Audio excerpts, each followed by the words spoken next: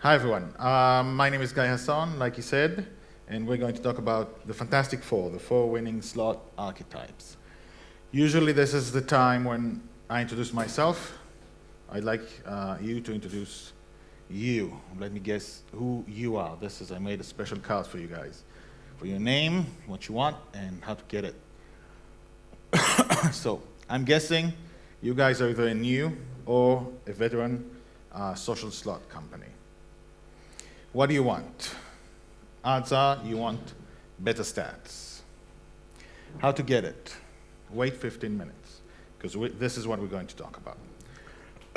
What does better stats mean? It means we want to improve monetization, we want to improve retention, and we want to improve your game's popularity. So let me introduce myself and why we're talking. I'm a social slot advisor specializing in popularity. I began my work in Playtech, where I cut my teeth on about 80 slot games, which we designed together. And then I moved on to Playtica, where I was the content manager. I was responsible for the content of basically the games in Slotomania and Caesar's Casino. And from there on, I moved to advise more than 24 social slot companies since, helping them improve their popularity. So here's the thing, and this is why I had the card. When you leave here today, you will have actionable tips that will improve your stats. All you have to do is follow them. They're proven. So this is something I like to call the Fantastic Four, the four winning archetypes. What does that mean, four winning archetypes? I'm talking about themes. Themes is basically, it's the main, does anyone not know what a theme is? Like if we have an Egypt-themed game, then everything is about, say, Cleopatra and so on. That's the theme. There have been, if you look at the major, at the top games in social slots and in real money games, or in social slots in this case, you're going to see that the top 10 games always fall into one out of four archetypes, theme archetypes, and we're going to talk about them. So, in addition to this, you're also going to get a little bonus. Shh, it's a secret. I'm not going to tell you what it is, but we're going to talk about something else in addition to that. So, you ready for Fantastic Four Archetype 1? This is, thank you. The first theme, top 10 archetype theme is humorous horror. I'm going to give you examples. For example, we're going to talk about the Mad Doctor. This includes the Mad Doctor, the Mad Professor, Frankenstein, and so on. Everything that includes a Mad Doctor. This is a horror theme, but you have to do it funny. You have to keep it humorous. Otherwise, it doesn't work. If you make it serious, it doesn't work. You keep it humorous. It appears in the top 10. It becomes a top 10 game. I'm going to be flying through those. Another example is vampires. This includes Dracula, vampires in general, werewolves and other monsters. Usually vampires are the main thing. Remember that humorous, this is at the bottom, humorous doesn't mean funny. You don't have to make jokes that are ha-ha funny. You don't have to make us laugh. You have to do something that is in a humorous spirit. For example, this flying Dracula, even without the flying skateboard, is humorous. The way to achieve something that's humorous, usually you can do funny if you do items like funny foods, for example. But if you have a character, the way to do it is you give the character a personality and then you exaggerate it. By exaggerating it, you make it funny. Another example for humorous horror is zombies. You can have nice zombies, bad zombies, good zombies, family zombies, dog zombies, etc. And remember that humorous also means harmless. Look at this guy, he has an axe in his head. But he's not in pain. If I had an axe in my head, you would all be screaming, and me too. But he's okay. If someone's not really in pain, that's humorous, okay?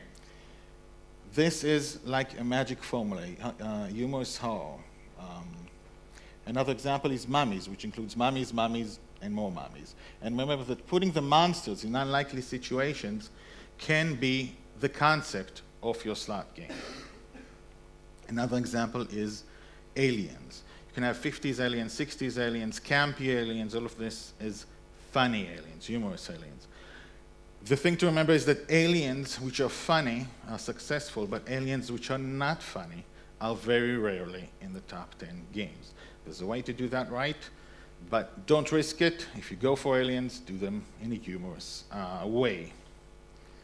Another example of humorous horror is evil witches, which includes witches, cauldrons, magic spells, magic books, etc. And remember, usually when you do witches, you do a few witches. You have to give each one a different characteristic. You exaggerate the characteristic to make it humorous. That's how that works. Like I said, it's like a magic formula. Ready for Fantastic Four Top 10 Archetype 2. Female-oriented slots. If you've got a game, you probably know that most of your players are women. Now, as politically incorrect as it is to talk about female-oriented subjects, it sucks, and I have daughters. I do nothing like that in my real life, but this works. If you give what we call female-oriented, she knows what I'm talking about, female-oriented subjects to our players, it becomes a top 10 game. Now let's not forget, while we're being politically correct, that the women are also playing the successful male-oriented game. So anyway, female-oriented slots include fairies, like unicorns, magical forest, fairies, fairy dust, elves, and so on. This is actually more than one subject. You can do an entire slot about unicorns or an entire slot about magical forest, and so on. Remember, in this case, you want to follow the Disney formula. Someone already did the job for you. If you follow the Disney formula, as far as graphics go, as far as subjects go, you know who the people involved are, what kind of objects you want to talk about, everything Disney actually works like this. Don't copy Disney, they're going to get you, but you know. Another example is mermaids. Anything that's mermaids, and also Disney did mermaids, so mermaids works too. Remember that you don't always have to keep it humorous when it's not horror. Photorealistic style also works. Now, we're talking, are you ready for Fantastic Four Archetype 3? He's ready. Yes. This is exceptions. Chances are you've already built a game, a slot game that has a few games in it. You have something that your players are used to. If you break that formula, you will find a successful game. If you break it and do a good slot game, that's what's going to happen. You can do the opposite math, you can do the opposite graphics, you can do the opposite style, you can do the opposite pace. If you do something opposite, players would usually be interested and would make it a top 10 game. That's because they like your style, that's why they're playing your game, but they also want something different. If you give them that different thing, they're going to like it. Remember, when this slot becomes popular, don't repeat the opposite again and again and again, because then it's not the opposite. And then the reason for its popularity disappears. Okay, ready for the last Fantastic Four Top 10 theme archetype. This, we're talking about classic themes. Anyone that comes from real money gaming slot has noticed that there are themes that repeat themselves. Themes that are popular in casinos, themes that are popular in every video slot game has it, and themes that are popular in social slot games. Anything that's really classic, and we're going to cover a few, falls into this category.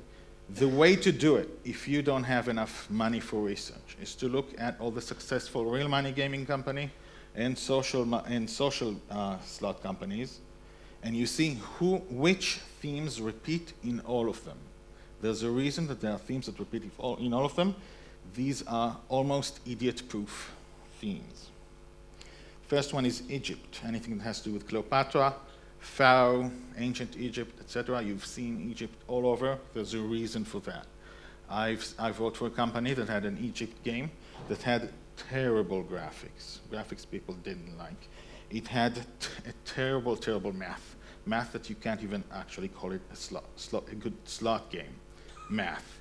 But the game was a top 10 game, and consistently so, because of the theme.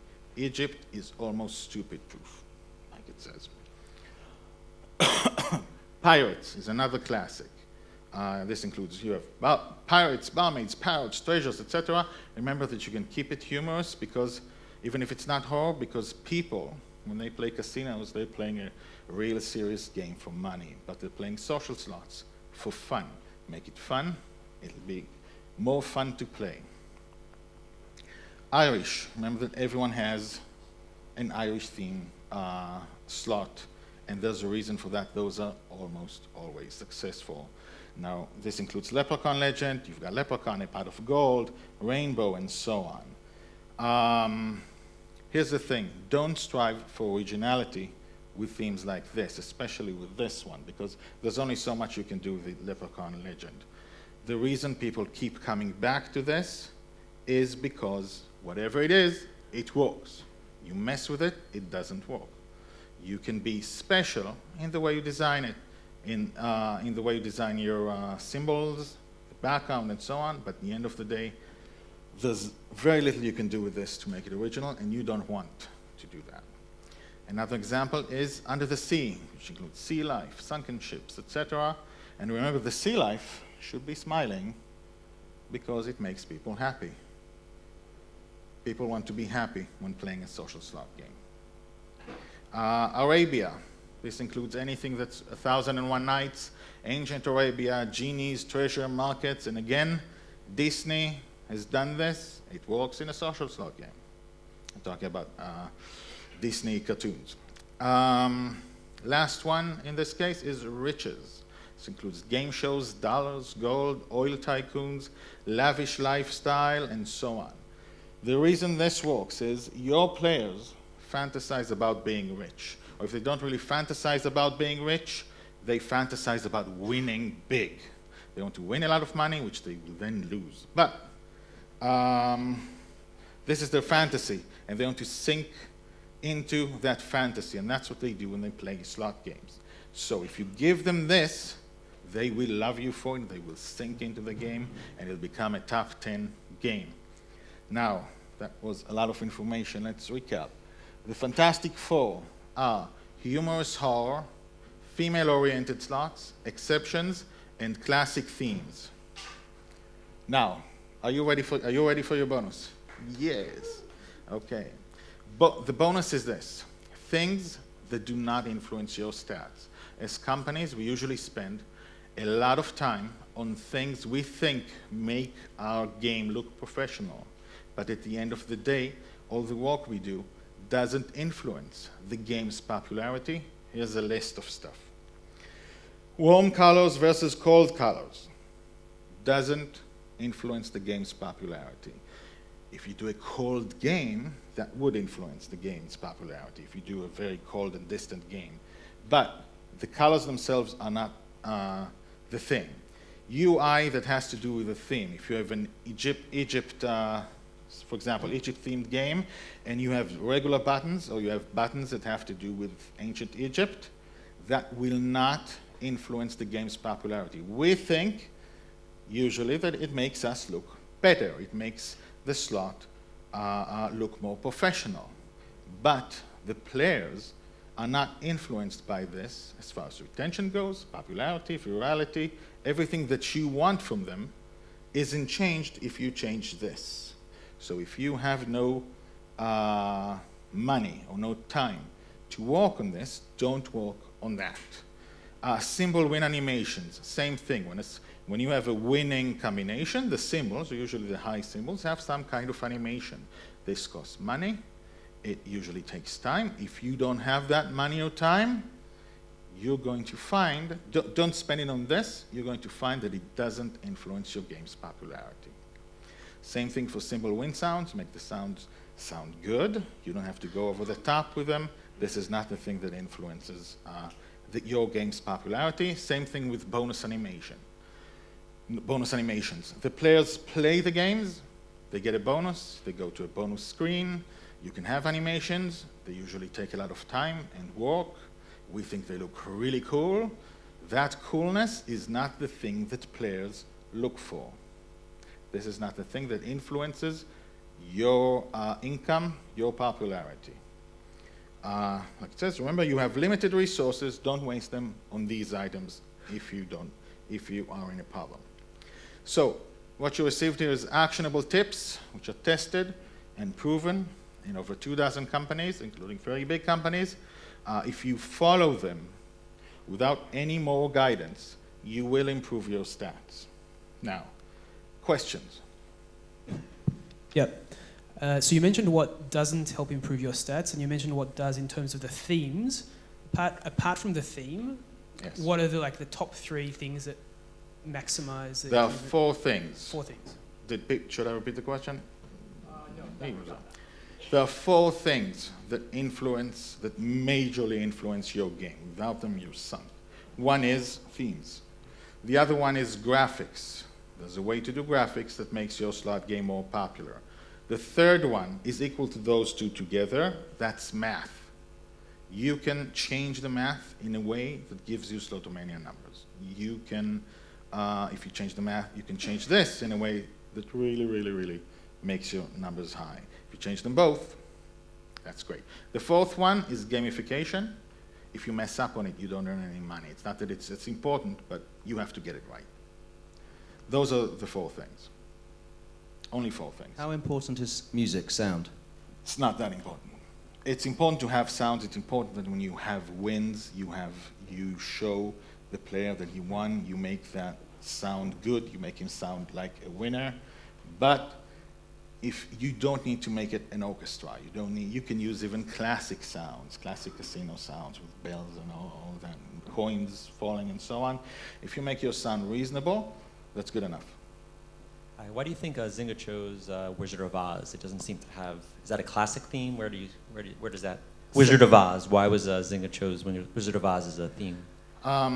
Well, Wizard of Oz. First of all, a lot of people are choosing branded content because branded content brings them a lot of users. You can bring in a lot of users by advertising them. You can make it a really big thing. And the Wizard of Oz game offers a very special kind of math that allows the game to be popular, and then it puts in a lot of animations that have to do that has to do with the movie, and that brings us to nostalgia. Nostalgia is a big thing. Look at the themes that I showed you. People are wanting to live either in the past or in a really good future, like winning money, and being rich. So the Wizard of Oz was there when we were born. It was there before we were all born. We have really good memories of it. So if you do something that really brings that back, then you win. Does it make sense to have multiple themes and let the player choose the one he likes best? That's every game. You have a lobby and you have multiple themes. So when you're saying those are the themes that I get it. Here's the thing. You won't have one game that everyone plays. People play the new games for a while, so you can't really count it in your stats if you're counting stats. And then they go back to the 2 or 3 favorite games. Those are games that they play weeks on end, months on end, many, many hours a day. Each person has a different one they like. Someone will like Egypt. There are people who would never play Egypt. Okay? But you do have a top 10 list of popular games. And those consistently, it's not that every person plays those top 10 games. You've got different categories of people who like different things. But if you are consistent with this, the people will make those games your top 10 games. Outside of the 4 archetypes that you defined as being the most successful archetypes, could you point out some archetypes that are explicitly unsuccessful? I mean, it seems as like aside from aggressively male games or sports themes, I'm wondering what else is left. Well, there's lots left. You should, I actually try not to memorize the bad ones. I do remember that you have to work really hard to make a serious aliens game, for example. Not work. If you do bunnies, that wouldn't work. If you do anything that has to do with, for example, if you do stuff that doesn't appeal to people's ages, if you do something that appeals to teens are not playing your game. If you do something that has to do with childhood but is wrong and doesn't fall into those, that's not going. If you do something that has to do with cars and so on and so on. There's a way to make almost any theme popular, and that the secret to that is in the other things, like doing math and so on, in a right way, in a very, very appealing way that masks your themes or graphics. Just look at any game. Even the most popular games have many, many, many games that do not fall into those categories. More questions? One at the back there. Is there something that you find that is important to communicate through the user acquisition efforts relating to the actual game? A specific point that somebody should stress out? Well, it depends on what the thing is. The things I talked about is not the thing you sell your users. That's the thing that keeps them there. That's the thing that makes it viral, that makes them tell their friends or spread the word that you've got a really good game. But they don't know what the thing is that makes them feel good. So whatever it is that your game has to sell, if it works, if it's something that draws in people, that's good. Just make sure that what you have fits that, even if it's not the thing that keeps them there. Okay, it depends on what your game is. I have to know, what each game has something different to sell. So focusing on the strong points that would make the users engage is something that you should stress out on the user acquisition campaigns? Not necessarily. Sometimes your strong points are not points people know that they're attracted to. There are certain pressure points that you press to bring them there, and then they stay for different reasons. So it's a completely different Those two things have to fit together. If there's too big a delta between them, then people, even if they like the game, they will feel betrayed. But the thing that's good about your slot is not necessarily the thing that brings people to it when you sell it, when you advertise. Thank you. Guy, thank you very much. Thank you all. 5-minute break. On to the next one. Thank you all.